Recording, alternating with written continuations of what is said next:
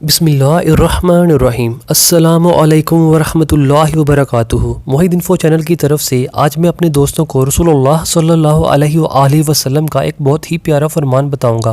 रसूलुल्लाह सल्लल्लाहु अलैहि वसल्लम ने फरमाया कि सहाबा का गुज़र एक जनाजा से हुआ।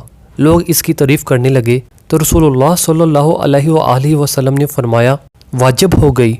फिर दूसरे जनाजा से गुज़र हुआ तो लोग इसकी बुराई करने लगे। रसूलुल्लाह सल्लल्लाहु अलैहि वसल्लम ने फिर फरमाया वाजिब हो गई। इस पर उमर बिन ख़त्ताब रज़ियल्लाहु तआला अन्हा ने पूछा कि क्या चीज़ वाजिब हुई, तो रसूलुल्लाह सल्लल्लाहु अलैहि वसल्लम ने फरमाया कि जिस मैयत की तुम लोगों ने तारीफ़ की है इसके लिए जन्नत वाजिब हो गई, और जिसकी तुमने बुराई की है इसके लिए दोज़ख वाजिब हो गई। इस हदीस से मालूम होता है कि मैयत की तारीफ़ करने से मैयत को कितना बड़ा फ़ायदा होता है।